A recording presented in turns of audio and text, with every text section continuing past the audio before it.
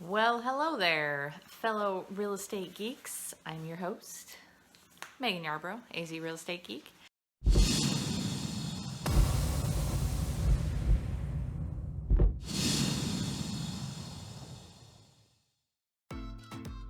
And I'm here to give you a weekly update on the real estate market, just for fun, kind of keep y'all in the know. Today is a special edition. We're going to talk about the housing market and some of the predictions that what it will look like in 2021.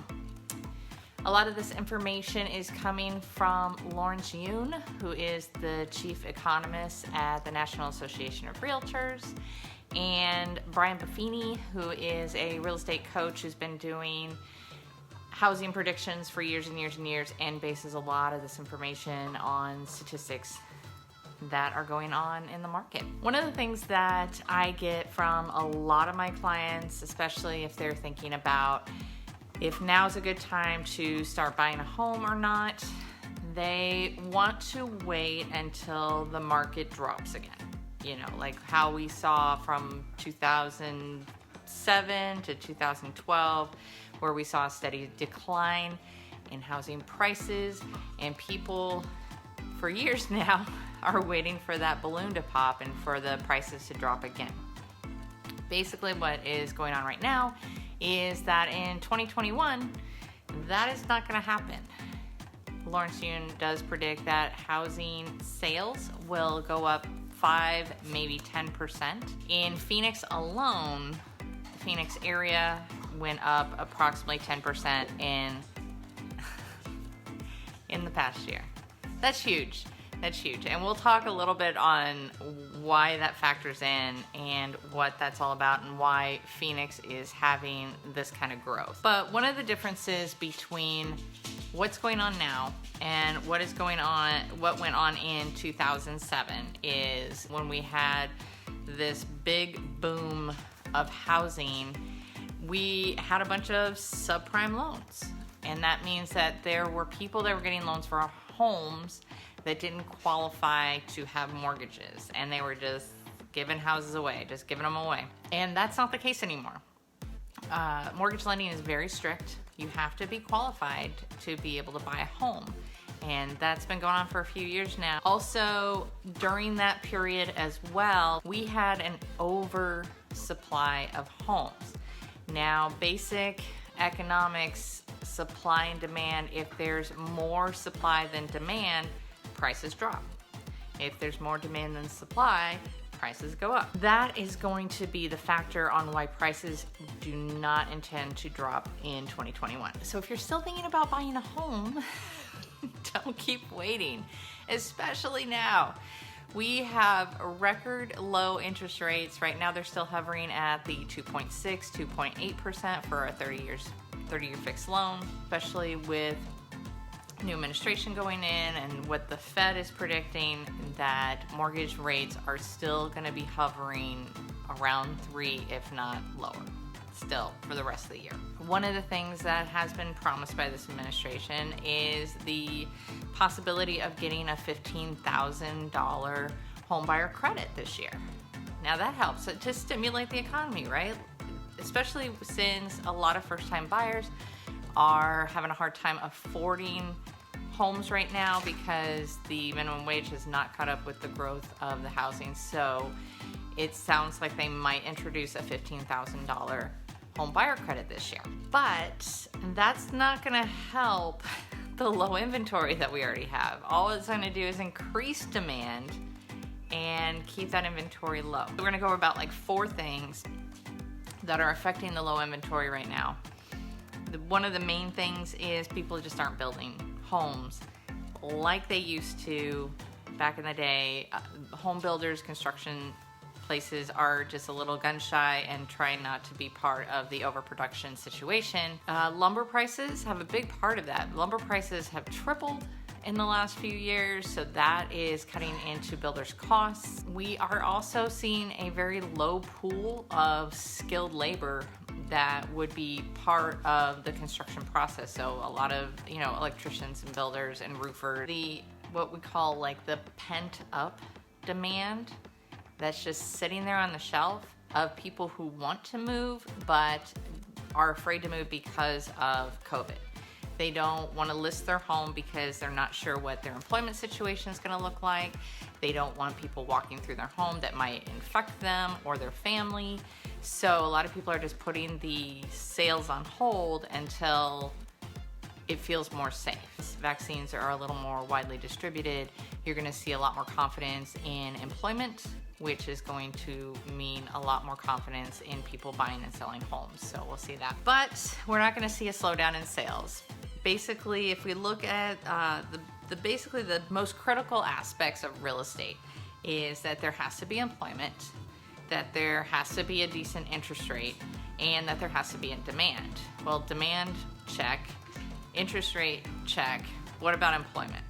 So I know unemployment is still a hot topic that people talk about. The way the Fed at least looks at it, 6% is full employment. Pretty much that means anybody who wants a job can have a job. So as long as we're under 6%, we're still pretty healthy. So employment, check. That means real estate's gonna keep selling. So keep looking at that. Now, what are some of the home trends that are gonna happen as far as housing in 2021? Well, we've talked about this for a while. We're gonna see a lot of affected work from home families. That has made a huge impact on what the housing trends are. One of the things we are seeing is decentralization, which means people are moving away from the bigger cities and going into the suburbs or some place a little more rural. One of the quotes I was reading from New York Post is they're trading traffic for chickens.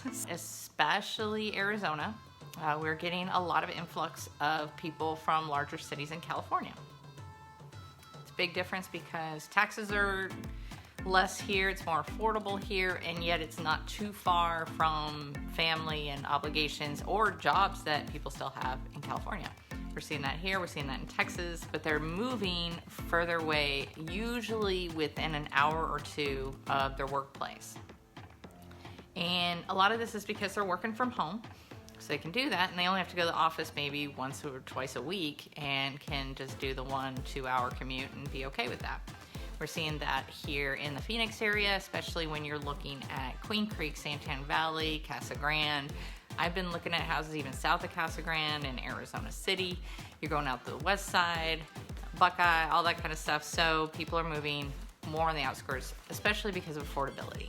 The numbers I was getting from Buffini, 14 to 23 million people in the past year are talking about relocating. So 14 to 23 million people are planning to relocate this year.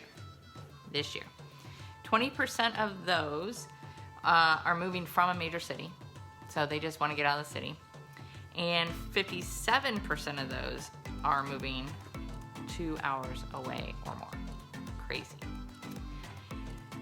Some of the trends too, I don't know how many of you guys watched HGTV and watched all those tiny homes, seeing about like how cute they were, or these little bungalows, or these cute little conversions of the tiny homes are vastly declining in trends because people are stuck in their houses and they want more space. So one of the biggest trends we're going to see in 2021 is people moving to larger homes. In fact, in the past year, homes that were in the $1 million range doubled in sales last year. Doubled. So it's all price points right now. Millennials are a big part of this too. So in 2019, millennials were 32% of home buyers in 2019. So we're expecting that to surge, especially as millennials get older. But one of the crazy trends is the millennials aren't starting out with the small little starter homes. They want to move right into a larger home. They want the flex space. They want to make sure that there's a den that they could turn into an office. They want guest houses. They want, all these larger homes. And that's going to be interesting because people who are in the starter homes want to move up to bigger space. So now the starter homes are not going to have the kind of competition that the larger move-up homes are, because people just want space. And so that leads to, like, are you in an area that has a shopping mall? Do you remember the mall? Did you go to the mall when you were young? I did. I grew up in Mesa in my high school days, so I frequented Fiesta Mall over on Alma School and Southern in Mesa, and that area has changed quite a bit since I was in high school. Well, this is what's happening all over the country because we grew up with shopping malls, but those are not the future. The future is e-commerce. People are getting a lot of their stuff online, or most of people, if they are shopping in stores, are frequenting the smaller stores that are nearby and close. So they're talking about doing shopping mall transitions and doing mixed use space. So it's basically tearing down the shopping malls and mixing it into residential, retail, restaurants, and things like that, medical centers, and putting them in one area, which is trending very, very high right now. I know there is a space, Mesa Gilbert area by Power in the 202, which that is supposed to be one of those mixed spaces that they're going to develop there too. So yeah, that's the predictions of 2021 and what the housing industry looks like. So bullet points: the interest rate should not go down. Inventory, we really need to go up, and hopefully with people maybe releasing their homes and doing these moves I've been talking about will open up some inventory and we can get some new builds going on right now. So that helps, but real estate's not slowing down and it's not going down. So if you're thinking about buying a home the next year, sooner rather than later, let me just tell you, because the prices will still keep climbing. I think national average, they're talking about 5% going up, which is still a huge jump. But Phoenix in particular, that area, they're looking at still almost a 10% jump in the next year in prices. So that's a big deal. Let's see. Let's wrap this up with what I'm geeking out on. I don't know. I finished, I think, season 2 of Luke Cage. Trying to do my little Marvel chronology right now. So I'm doing that. Not doing a lot of TV, reading a lot of comic books. I just reread The Boys omnibus, and I want to finish reading some of that before I watch the new show. So I haven't seen the show yet. I know it's kind of crazy. I also learned how to do a TikTok yesterday. I don't know if any of you guys saw that. I think I did it completely wrong. I don't know. I've never been too old for technology before, but it's getting there now. I'm like, okay, let's see how this works. I think I've got it figured out, but that was fun. So that's what I'm geeking out on this week. If you have any real estate questions or anything that you want me to talk about in one of these updates, let me know. And I'm here to help you out. Have a great week, everybody. Enjoy this awesome day.